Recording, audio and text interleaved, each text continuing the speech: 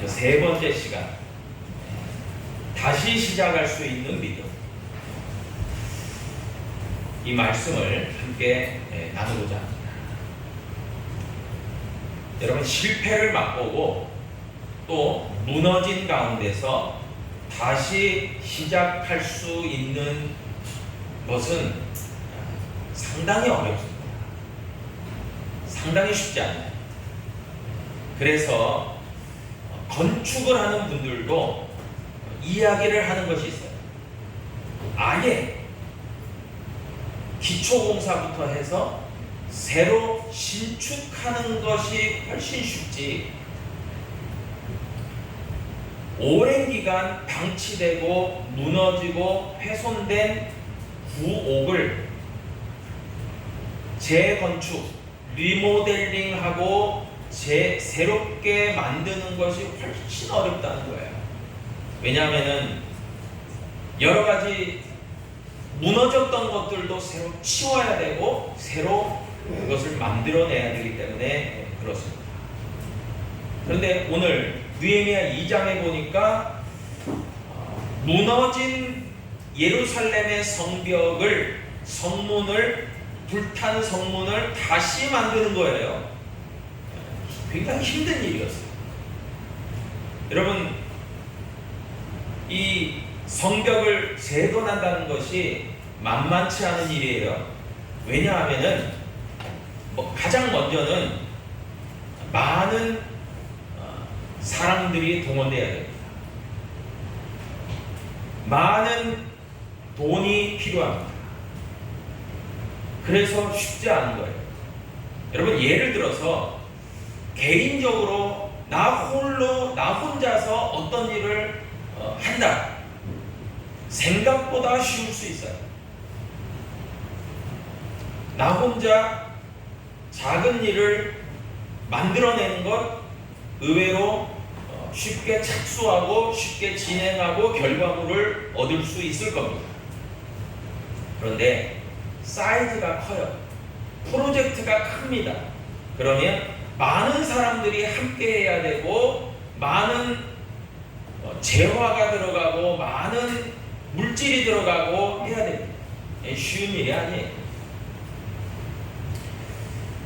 여러분, 오늘 본문에서요, 이 어려운 일을 느헤미야가 중심이 돼서, 그러니까 리더가, 지도자가 왜 중요하냐, 여기서 나오는 거예요.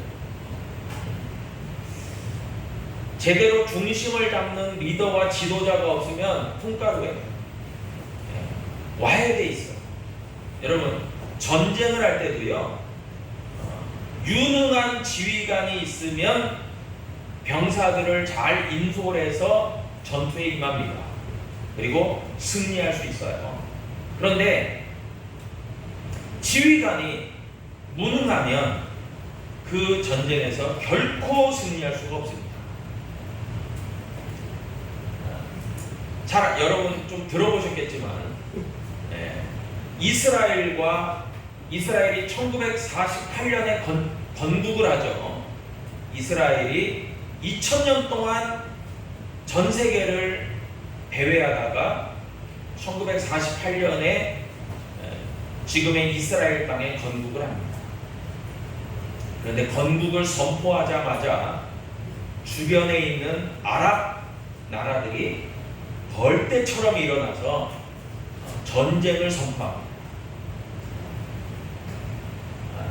그럴 때에 가장 먼저 위협이 됐던 나라가 이집트였어요.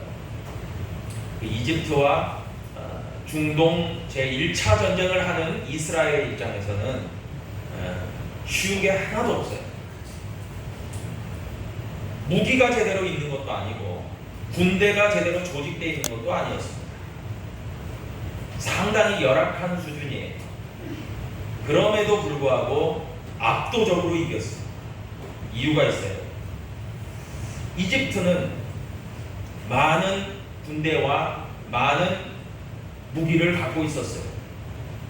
그런데 안타깝게도 병사들은 훈련이 안 돼 있고 지휘관들은 계급적으로 귀족 출신들로 지휘관을 삼다 보니까 이 사람들이 실제로 전쟁에 임하면서 급격하게 무너지는 거예요. 왜냐하면 귀족이니까 지휘관이 된 거예요. 능력이 있어서 된 게 아니에요.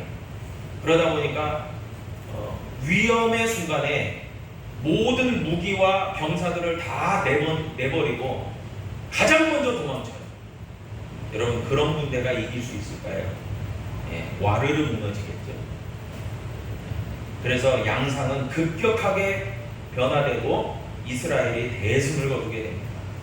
이스라엘은요, 병사 한 명 한 명, 지휘관 한 명 한 명이 똘똘 뭉칩니다. 변변한 무기도 없어요.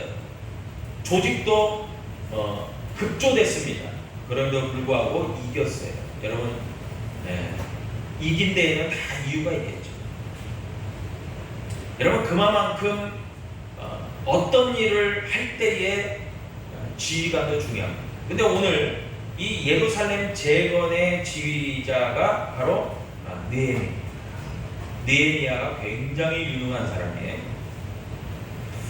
오늘 11절 본문에 보니까 내가 예루살렘에 이르러 머무른 지 사흘 만에 라고 이야기하고 있습니다. 느헤미야는 예루살렘에서 태어나지 않았어요. 자라지 않았어요.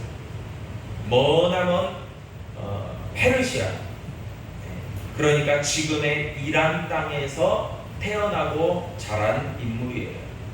그러나 하나님을 믿고 섬기는 그런 사람이었죠. 이 느헤미야가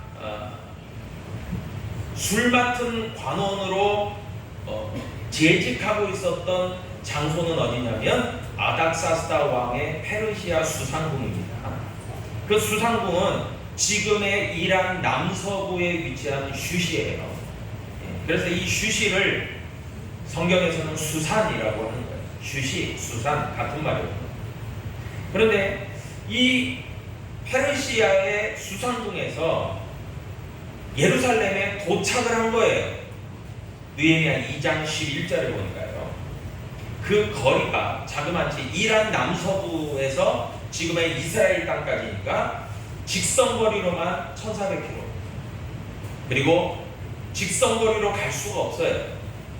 길이 없기 때문에. 그래서 일정 부분 우회해서 가는 거리를 따지면 약 1600km예요. 여러분, 서울에서 부산까지의 거리가 약 450km. 그러면 부산, 서울을 왕복하면 900km예요. 그거의 2배 거리 가까이 된다는 것을 알 수 있어요. 그러니까 얼마나 먼 거리입니까? 그 거리를 가게 되는데, 여러분, 옛날에 교통수단이 발달하지 않을 때였기 때문에 대략적으로 빨라야 3개월, 늦으면 4개월여가 소요됐다는 거예요. 에스라 7장 9절. 그러니까 느헤미야가 예루살렘으로 왔을 때가 바벨론 포로 귀환 제3차예요. 지난주도 얘기 드렸죠. 가장 먼저는 스룹바벨이 1차고 2차가 에스라, 3차가 느헤미야예요. 에스라 7장 9절에도 보니까요, 첫째 달 초하루에 바벨론에서 길을 떠나서 다섯째 달 초하루에 예루살렘에 이르렀다. 그 기록을 보니까 약 4개월이 걸려야 옛날 바벨론 땅, 지금의 페르시아 땅, 오늘날에는 이란 그 지역에서 예루살렘으로 이동할 수 있었다는 거예요. 4개월이 걸렸대요. 상당한 장거리예요. 장시간이 걸리는 거리였어요. 그래서 느헤미야는 오늘 본문에 나오는 느헤미야 2장 11절의 말씀처럼 사흘 동안의 여독을 푸는 기간을 갖게 됩니다. 여러분, 4개월 동안 힘들게 이동했어요. 그럼 적어도 3일 정도는 여독을 풀어야죠. 정말 몸이 지치고 힘들지 않았겠습니까? 그렇게 조금의 여유 시간을 가진 후에 오늘 본문 12절의 말씀에 보면은 이제 느헤미야가요, 하나님께서 자신에게 주신 비전과 꿈이 있잖아요. 계획이 있잖아요. 그것은 뭐냐면 예루살렘의 성벽을 재건하고 불타 없어진 성문을 다시금 만들어서 하는 거였죠. 그래서 그 계획을 진행시키고자 조용히 밤에 일어나서 최측근 몇 명을 대동하고 예루살렘 성벽을 돌아보게 됩니다. 그 이야기가 이제 13절 이하의 말씀이에요. 13절에 보니까요, 그 밤에 골짜기 문으로 나가서 용정으로 분문에 이르는 동안에 보니 예루살렘 성벽이 다 무너졌고 성문이 불탔다고 했어요. 느헤미야가요, 한밤중에 몇 명만 데리고 예루살렘의 많은 그 성문 중에 골짜기 문으로 나갑니다. 골짜기 문은 예루살렘의 남서쪽 제일 끝에 있는 문이에요. 남서쪽, 그러니까 남쪽에서 제일 서쪽에 있는 문이 골짜기 문이에요. 왜 골짜기 문이라고 그랬냐? 그 골짜기 문을 통과해서 밖으로 나가서 조금만 가면 흰놈의 골짜기라는 게 나와요. 그래서 골짜기 문이에요. 그 골짜기 문으로 통과해서 밖으로 나옵니다. 밖으로 나와서 용정이라는 곳으로 가게 돼요. 용정. 여러분, 왜 용정이냐면 이 용정은 예루살렘의 남쪽 기드론 골짜기에 있는 셈이에요. 그런데 이름에서도 알 수 있듯이 용정. 왜 용정이냐? 마치 용의 형상을 닮았다 해서 그 셈이 있어요. 기드론 골짜기에 셈이 있는데 용의 형상을 닮은 모양의 셈이에요. 그래서 이름 붙여진 것이 용정이에요. 용의 형상을 닮은 우물물이다, 샘물이다 해서 용정인 거예요. 그곳으로 골짜기 문을 통과해서 용정으로 가게 됩니다. 그 용정으로 가서 이제 예루살렘 성벽을 관망하는 거예요. 한번 그림을 그려보세요. 한밤중에 몇 명의 시종만을 데리고 느헤미야가 남서쪽에 있는 골짜기 문을 나와서 기드론 골짜기에 있는 남쪽에 있는 기드론 골짜기에 있는 용정까지 올라서, 그러니까 상당히 고지대 아니겠습니까? 예루살렘 성을 이제 내려다볼 수 있는 위치예요. 그곳에 가서 예루살렘 성벽을 관망하는 거예요. 그리고 나서 다시 예루살렘 성벽에 있는 남쪽에 있는 분문이라는 곳으로 들어가요. 분문. 왜 분문이냐? 분자가요, 쓰레기분이에요. 그러니까 예루살렘에는 성전이 있죠. 그리고 예루살렘에 거주하는 백성들이 있죠. 그래서 예루살렘 성전에서 하나님께 제사를 드리고 많은 쓰레기들이 나오잖아요. 많은 이제 짐승들의 어떤 그런 것들도 나오고, 또 태워드리는 화제로서 번제로서 하나님께 태워드리는 그 제가 많이 나오는 거예요. 그러니까 그런 쓰레기, 그것들을 한 곳으로 통과해서 내보낸다고요. 그 문이 바로 분문입니다. 다른 문으로 가지 않아요. 왜냐하면 그 분문으로만 통과하게 돼 있어요. 이게 법이에요. 그래서 내보내는데 그리로 간 거예요. 그러니까 골짜기 문으로 나와서 용정에서 관망하고 분문으로 다시 들어간 거예요. 그리고 나서 이제 14절에 보니까 이제 성벽 안으로 들어가서 거기에서 맞닥뜨린 것이 샘문과 왕의 모 쪽으로 이르러 가는 거예요. 그런데 샘문과 왕의 모 쪽으로 이르러 가는데 느헤미야가 타고 있던 짐승이라고 하면 이제 말 또는 뭐 당나귀 같은 거, 노새 이런 거예요. 그러니까 그 짐승이 지나갈 수 없을 정도가 되었다 얘기합니다. 그래서 그 짐승에서 내려서 걸어가요. 왜 짐승이 지나갈 수 없을 정도가 되었냐? 성벽이 너무나 심하게 무너져 내린 거예요. 그러니까 돌 무더기들이 잔뜩 길을 막고 있으니까 짐승이 지나가지를 못했던 거예요. 그처럼 잔뜩 돌무더기들이 와르르 무너져 있는 상황이었다는 거예요. 그래서 이제 느헤미야가 그런 성벽의 위치들과 방향들을 잘 확인하면서 어떻게 이 예루살렘 성벽이 되어 있는지를 잘 탐지하게 된 겁니다. 여러분, 느헤미야가 이렇게 한 이유가 있어요. 하나님께서 느헤미야에게 비전을 주시고 꿈을 주시고 계획을 주셨잖아요. 그럴 때에 느헤미야는 믿음의 방법으로 합니다. 이렇게. 그러니까 믿음의 방법이 뭐냐?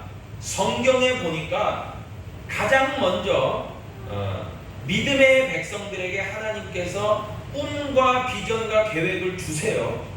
그러면 그것을 가지고 이 백성들은 뭘 합니까?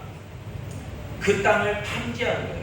지난날 가데스 바네아라고 가나안 땅의 초입에 도착했던 이스라엘 백성들이 모세의 명에 따라서 각 지파마다 한 명씩을 뽑아서 12명의 정탐꾼을 에게 40일 동안 가나안 땅을 정탐하게 하죠. 그것처럼 탐지하는 거예요. 그 땅을 정확하게 확인하는 작업을 하는 겁니다. 이게 1차적 그 단계였어요. 그러니까 하나님의 믿음의 방법들은요, 마치 나는 아무것도 안 하고 하나님이 다 해주세요 라는 식이 아니에요. 여러분 잘 생각하셔야 돼요. 그럴 때가 있어요. 근데 그럴 때는 특별한 때입니다. 그러지 하나님은 우리로 하여금 꿈을 갖게 하고 비전을 갖게 하고 하나님의 계획을 품은 다음에는 행하게 하시는 거예요. 근데 그 행하게 하시는 것이 뭐냐? 탐지를 하고 정확하게 확인하는 작업을 하는 거예요. 그런데 그래서 이제 느헤미야가 그런 과정들을 거치면서 밤에 탐지를 하게 됩니다. 지난날 모세의 시종이었던 여호수아가 모세 사후에 이스라엘의 지도자가 됩니다. 그런데 여호수아 1장 2절로 4절 말씀에 보니까요, 하나님이 여호수아에게 당부하시는 말씀이 있었어요. 그것은 뭐였냐면, 모세가 죽었으니 이제 너는 모든 백성들로 더불어 일어나 이 요단강을 건너서 이스라엘 자손에게 주는 그 가나안 땅으로 가라, 그렇게 얘기하십니다. 가라라고 할 때 모세에게 말했던 것처럼 너희 발바닥으로 밟는 곳은 모두 내가 너희에게 주었노니 곧 광야와 이 레바논에서부터 큰 강 곧 유브라데 강까지 해쪽 속에 온 땅과 또 해지는 곳 대해까지 너희의 영토가 되리라 그랬어요. 그러니까 이 발바닥으로 밟는 것마다 다 너희의 영토가 된다 얘기하죠. 이 발바닥으로 밟는다는 것의 의미가 뭡니까?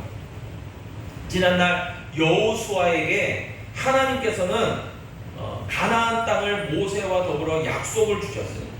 너희의 거주지다, 너희의 땅이다 약속을 주셨어요. 그리고 너희가 발바닥으로 밟아라 그렇게 이야기하십니다. 그러니까 발바닥으로 밟으라는 의미는 뭐냐? 하나님께서 저들에게 분명한 약속과 그리고 목적을 주셨어요. 그러면은 너희의 발바닥으로 밟아라. 여러분, 이 밟는다는 것이요, 단순히 그냥 걸어가라 라는 의미가 아니에요. 거기를 걸어 다녀라 라는 의미가 아니라 하나님의 일을 믿음으로 너희는 진행시켜라 라고 하는 거예요. 그래서 발바닥으로 밟는 의미는 뭐냐면요, 나에게 주신 하나님의 약속, 그 약속을 믿음으로 성취해가는 과정이라는 거예요. 그 밟는다는 것이요. 그러니까 너희는 하나님의 약속을 믿고 믿음으로 전진해라 그거예요. 약속을 믿고 너희들은 나아가라 그거예요. 너희의 발바닥으로 직접 밟아가라 그거예요. 여러분, 아무 일도 하지 않고요 가만히 있어도 그 모든 것은 이루어진다, 그게 아니에요. 그런 의미가 아니에요. 너희들은 걸어가라, 전진해라, 실행해라, 믿음으로 나아가라 그겁니다. 여러분, 그래서요 여호수아 때도 그랬고 이 오늘 느헤미야 때도 그랬고 저들이 믿음의 방법으로 그렇게 한 걸음 한 걸음 하는 거예요. 나아가는 거예요. 여러분, 우리가 하나님의 약속을 믿음으로 성취하기 위해서 필요한 준비가 있습니다. 네, 그것을 보니까요, 오늘 느헤미야가 분명하게 보여주는 거예요. 첫 번째가 느헤미야가 이 페르시아에서부터 이 예루살렘까지 오기 전까지도 저는 금식하며 기도했다고 했어요. 그리고 여러분, 저는 확신하던데 4개월여의 이동기간 동안도 저는 기도했을 거예요. 그러니까 자그마치 느헤미야는 적어도 페르시아에서 4개월, 우리가 지난 시간에 배웠죠. 페르시아에서 4개월, 이동기간 4개월에서 무려 약 8개월여를 기도합니다. 뭔가를 이루기 위해서. 여러분, 그래서 진짜 우리가 하나님의 비전을 소유하고 믿음의 결과를 내기까지, 여러분, 느헤미야를 보니까 8개월의 기도 시간이 있었다는 거예요. 여러분, 그러니까 이걸 뭘 얘기합니까? 한두 번 기도하고 몇 번 기도하고 안 되나 보다 낙심할 것이 아니라 믿음으로 끝까지 기도해야 되는 것을 얘기하고 있어요. 여러분, 그래서 기도의 준비가 굉장히 중요하다라는 것이고요. 두 번째로는요, 하나님께서 느헤미야에게 이렇게 품은, 하나님께서 품게 하시는 그 비전이 있었잖아요. 그러면 그것을 실제화하는 진행 과정이 필요한 거예요. 그냥 기도하고 기도 끝 하고 아무것도 안 하고 있으면 안 된다는 거예요. 실제로 들여다보고 탐지도 해보고 이게 어떻게 된 건지 확인도 해보고 이것이 필요하다는 거예요. 여러분, 어떤 분들은요 그런 얘기를 해요. 믿음이 있어야 돼. 여러분, 믿음이 있어야 돼 하면서 이 믿음을 굉장히 철학적으로, 형이상학적으로 생각만 하는 분들이 있어요. 굉장히 이렇게 꿈과 환상과 이상적으로 생각하는 분들이 있어요. 여러분, 그런데요, 그것은 잘못된 겁니다. 진짜 믿음은요, 하나님이 주신 꿈과 비전과 그 믿음의 세계를 내가 살고 있는 현실적인 부분으로 가져오는 현실화 작업이 필요한 거예요. 그랬을 때 믿음이요 온전해집니다. 그래서 성경도 얘기하지 않습니까? 야고보서에서도요, 행함이 없는 믿음은 죽은 거라고. 여러분, 우리에게 살아 역사하는 믿음이 되기 위해서는요, 하나님의 꿈과 비전이 나의 삶 가운데서 실제화되고 현실화되는 것으로 가져와야 돼요. 그러면 나에게 뭐가 필요한 겁니까? 믿음의 행동이 필요한 거예요. 믿음의 실천이 필요한 거예요. 아멘? 아멘. 네. 그 작업이 안 되니까 결과가 없는 거예요. 여러분, 제가 여름소년학교 또 수련회 보니까 우리 부장 선생님을 중심으로 해서 정말 열심히 교사 선생님들이 준비하시더라고요. 제가 어떤 준비를 하나 이렇게 이렇게 보니까 뭐 주일학교는 진짜 준비가 또 많이 필요하더라고요. 왜냐하면 찬양 율동, 그 다음에 만들기, 그 다음에 교재, 아이들한테 가르쳐야 되는 부교재, 그런 것들도 다 준비하고, 또 데코레이션, 장식하고, 또 그런 부분들, 또 컴퓨터로 다 만들어야 돼요. 찬양의 뭐 자막들 이런 것도 다 만들고, 이런 부분들이 다 필요합니다. 여러분, 구체적인 그런 부분들이 다 실천적인 부분들이 필요하더라고요. 그래서 진행하는 거예요. 결과물이 나오는 거예요. 학생에도 마찬가지예요. 어제 서핑 강습도 가고 물놀이도 하고. 여러분, 학생들은 그냥 수영복 하나만 딸랑 들고 오면 되겠죠. 근데 선생님들은 그런가요? 천만에요. 네. 뭐 돈이면 다 돼. 돈이면 다 된다는 생각, 그거 잘못된 거예요. 물론 강습료도 필요하죠. 그런데 아이들이 어떻게 이것을 진행할 때 필요한 거, 물품들이 많이 있어요. 그런 것들을 하나하나 챙기고 또 해야 진행이 돼요. 그러니까 그냥 되는 건 없어요. 준비가 필요하더라고요. 여러분, 그래서 진짜 이 믿음의 어떤 실천에는요, 굉장한 준비가 필요합니다. 영적인 준비, 기도, 그리고 실제적인 준비, 믿음으로 내가 밟아 나가는 것, 그런 것들이 필요하다는 거예요. 두 번째는요, 여러분, 느헤미야 오늘 2장을 보면서 또 깨닫게 되는 것이 있습니다. 아까 서두에도 얘기했듯이 내가 개인적으로 어떤 일을 이루고 성취하려고 하면 나 혼자서 뭔가를 작은 프로젝트는 할 수 있어요. 그러나 좀 큰 사이즈는 함께 해야 돼요. 그런데 이 예루살렘의 성벽의 재건은 함께 해야 되는 대형 프로젝트예요. 이것을 어떻게 혼자 합니까? 예를 들어서 대통령이 너무 뛰어나요.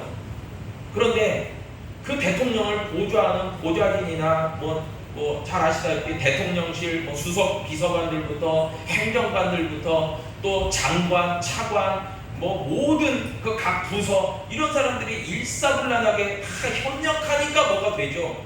그럼 어떻게 대통령 혼자서 하자! 그러면 됩니까? 안 돼요. 그 사람만 기진맥진하고 번아웃되고 그냥 나자 빠지는 거예요. 여러분, 그런 의미에서요, 하나님의 일을 성취할 때는요, 비전이 이루어질 때는요, 함께 일할 사람들이 필요한 거예요. 이제 다음 시간에 이제 그런 얘기를 구체적으로 좀 하겠지만, 오늘은 조금 더 살펴보면, 느헤미야가요, 예루살렘의 성벽을 탐지하고 정찰을 이렇게 몇몇 사람과 했어요. 조용히 마친 다음에 계획을 세우면서 이제 기도하면서 어느 부분이 무너졌는지를 다 확인하는 확인 작업을 한 겁니다. 그러면서 이제 17절에서 말씀합니다. 17절에서 뭐라고 이야기해요? 후에 이렇게 얘기해요. 그러니까 느헤미야가 자기 나름대로의 준비와 계획은 다 세우는 거예요. 그리고 그 후에 선포를 합니다. 뭐라고 선포하냐면 그들에게 이르기를 얘기해요. 그들이 누구예요? 예루살렘의 거주민들에게 얘기하는 거예요. 그들에게 이르기를 우리가 당한 곤경은 너희도 보고 있는 바라. 다 보고 알고 다 하는 거겠죠? 예루살렘이 황폐하고 성문이 불탔으니 자 예루살렘 성을 건축하여 다시 수치를 당하지 말자라고 선포합니다. 느헤미야가요, 먼저는 자기에게 비전을 주신 하나님의 계획과 뜻이 있어요. 그것을 생각해 보니까, 기도하면서 생각해 보니까 결국 자기 혼자서 하라는 것이 아니라 함께 하라는 하나님의 명령과 하나님의 뜻인 것을 확신한 거예요. 그러면서 자, 함께 하자 그렇게 하는 거예요. 함께 하자.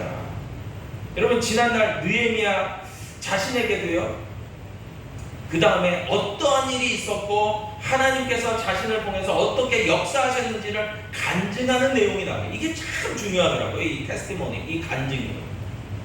사람들의 동기부여를 일으키고 사람들에게 상당히 이렇게 자극제가 되는 그 일이 뭐냐?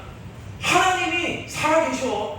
하나님이 역사하셔. 하나님이 이렇게 나를 도우셨어. 그러니까 이번에도 하나님은 우리에게 역사하실 거야. 이런 거죠. 그러니까 개인적인 간증을 공동체에 선포하면서 함께 동기부여를 하는 느헤미야의 모습을 보게 돼요. 그런데 어떤 간증을 하냐? 오늘 본문 느헤미야 2장 18절에 보니까요, 또 그들에게 하나님의 선한 손이 나를 도우신 일과 왕인에게 이른 말씀을 전하였더니 그들의 말이 일어나 건축하자 하고 모두 힘을 내어 이 선한 일을 하려. 그러니까 이게 참 중요한 거예요.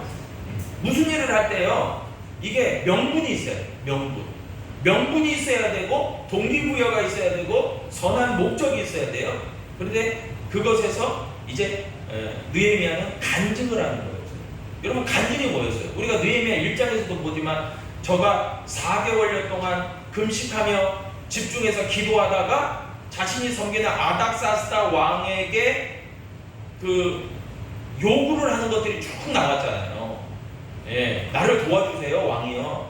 내가 나의 고향 예루살렘으로 가야 됩니다. 성벽이 다 무너지고 성문이 회파되고 그 거주민들이 너무 공경에 처하고 힘들어해요. 제가 가봐야 되겠습니다. 그런데 그냥 갈 수가 없으니까 왕이요, 삼림감독에게 이야기해서 그것을 재건할 수 있는 목재와 여러 가지 필요한 것들을 다 공급하게 해주세요. 그런데 그것만이 아니라 나로 안전히 가게 군대와 마병들과 그런 군인들도 붙여주세요. 그리고 그곳으로 갈 때 그냥 가면 안 되니까 왕이 조서를 내려서 그곳을 이제 지휘하는 총독들이나 그런 사람들에게 왕이 시켜서 이거 하는 일이야 라고 하는 공증을 해주세요. 이런 것까지 다 요구를 하는 거예요, 느헤미야가. 그런데 아닥사스다 왕이 은혜를 베풀어요. 너 하지 마. 그거 왜 하는데? 하지 않고, 그래 느헤미야야, 네가 하고자 하는 대로 해라. 얼마든지 내가 공급해 줄게, 도와줄게. 왕이 그렇게 한 거예요. 이게 은혜였어요, 이게. 그러니까 아닥사스다 왕이 마음이 좋고 착한 사람이어서가 아니라 기도하는 가운데서 하나님의 배후에서 아닥사스다 왕에게 은혜를 베풀게 하셨어요. 그거를 간증한 거예요. 지금 이스라엘 백성들에게, 예루살렘 거민들에게 말이에요. 여러분, 그래서 참 무슨 일을 하든지요, 땅을 정복하고 확장하고 전쟁을 수행하고 가장 중요한 게요, 정신력. 근데 이 정신력이 뭐냐? 사기죠, 사기. 군대가 사기가 떨어지면 와르르 무너지는 거예요. 그 일을 감당하는 사람들의 의욕이 막 열정이 충만하고, 이것이요 성공과 실패를 가름합니다. 사기가 충천한 군대는요 적은 수로도요 많은 상대를 대항해서 승리를 할 수 있어요. 그러나 사기가 꺾인 군대는 우리가 이제 곧 질 수밖에 없다. 이렇게 사기가 꺾인 군대는요 아무리 인원이 많아도요 오합지졸이에요. 승리를 장담할 수가 없어요. 그렇기 때문에 느헤미야가 지금 하는 방법들이 뭐였어요? 처음에는 대의적으로 준비를 하죠. 탐지를 하고 그 모든 것을 다 파악하죠. 그 다음에는 이 일을 해야만 되는 정당성과 명분을 공급하면서 제공하면서 백성들로 하여금 동기부여와 사기를 진작시키는 일을 확 하는 거예요. 이런 믿음의 작업들을 천천히 순차적으로 하게 됩니다. 여러분, 그럴 때에 참 이렇게 하면서 와 정말 우리가 해보자, 할 수 있다, 해보자, 이러는 이제 분위기가 만들어졌는데 여기 이제 찬물을 끼얹는 그런 일들이 벌어지는 거예요. 오늘 본문 말씀 느헤미야 2장 19절이죠. 호론 사람 산발락과 종이었던 암몬 사람 도비아와 아라비아 사람 게셈이 이 말을 듣고, 그러니까 느헤미야의 말을 듣고 우리를 업신여기고 우리를 비웃어 이르되 너희가 하는 일이 무엇이냐, 너희가 왕을 배반하고자 하는도다, 이렇게 얘기해요. 그러니까 하나님의 일을 힘쓸 때요 여러분 비웃고 조롱하는 이들이 반드시 있어요. 적대하는 사람들이 반드시 있어요. 여러분, 호론 사람 산발랏이라고 나옵니다. 근데 이 호론 사람 산발랏이 누구냐면요, 당시에 예루살렘은 유다 지역이죠. 유다 지역 예루살렘의 북쪽에는 사마리아가 있어요. 근데 그 사마리아 지역의 지배자가 바로 호론 사람 산발랏이었어요. 그러니까 당시는 어떠냐, 예루살렘은 힘이 없고 유다 지역은 힘이 약하고 사마리아의 지배자였던 호론 사람 산발랏은 힘이 강성했어요. 그래서 실질적으로 사마리아만이 아니라 유다 지역, 예루살렘 지역까지도 자신의 지배권과 영향력 아래 두려고 호시탐탐 노리고 있었던 사람이 산발랏이에요. 그러니까 느헤미야가 사람들을 규합해서 성벽을 재건하고 하나님의 역사를 이루려고 하니까 좋게 보겠어요? 싫은 거죠. 짜증 나는 거죠. 도비아가 누구였어요? 도비아는요 암몬 사람이라고 나옵니다. 암몬 사람인데 이방 지역 모압 암몬, 요단강 동쪽의 지역이죠. 암몬 출신이에요. 그런데 이 도비아가요 이방 출신임에도 불구하고 유대 지역의 유력한 귀족 가문과 혼인을 해요. 그러면서 유대 지역에 막강한 영향력을 갖고 있었어요. 그러니까 이 사람도 싫은 거예요. 왜냐하면 내가 영향력을 갖고 기득권을 갖고 있는데 느헤미야가 어느 순간에 아닥사스다 왕의 총애받는 내가 충신인데 여기 와서 내가 할 일이 있다 이러니까 싫은 거예요. 왜 너는 언제부터 여기 와서 이 일을 하려냐 막 이런 거예요.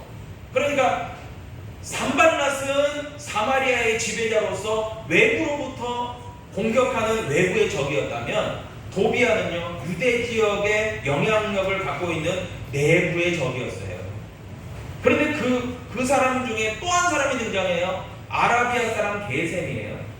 여러분, 이 아라비아 사람 게셈은요 아라비아 지역의 대족장으로 추정이 되는데 당시에 산발랏과 도비아와 아주 친밀하고 교류하는 인물이었어요. 그러니까 한편이죠, 한편. 그러니까 산발랏과 도비아와 게셈이 한편이에요. 한패거리예요.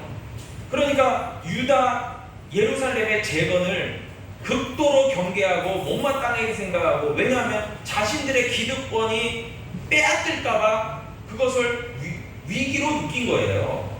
그래서 느헤미야가 유다 백성들과 이 예루살렘 거민들과 더불어서 예루살렘의 성벽을 튼튼하게 재건하고 이렇게 하는 것을 막 비웃고 조롱하고 그것이 아닥사스 왕을 배반하려는 그런 것이다라고 막 몰아세운 거예요. 모함을 한 거예요. 여러분, 사실 하나님의 믿음의 역사를 할 때요, 꼭 딴지 거는 사람들이 있어요. 꼭 산발락과 도비아와 게셈 같은 사람들이 있어요. 진짜 그래요. 자기는 참여도 안 하면서 꼭 딴지 걸어, 망치게 만들어요. 꼭 사기를 떨어뜨리려고 해요. 그럴 때요, 오늘 본문 20절에 보니까 그런 비웃음과 모함에 대해서 느헤미야가 단호하게 말합니다. 저는 느헤미야가 그래서 참 이 사람이 주도 면밀하구나 그 생각을 참 많이 해요. 그리고 강성한 이런 게 있어요. 강단이 있어요. 20절에 뭐라고 얘기하냐면요, 내가 그들에게 산발락과 도비아와 게셈에게 이르되 하늘의 하나님이 우리를 형통하게 하시니 그의 종들인 우리가 일어나 건축하려니와 오직 너희에게는 예루살렘에서 아무 기업도 없고 권리도 없고 기업되는 바가 없다, 그렇게 얘기해요. 선포해버려요. 담대하게 선포해버려요. 이 말이 뭡니까? 이 일은 하나님이 시키시는 일이야.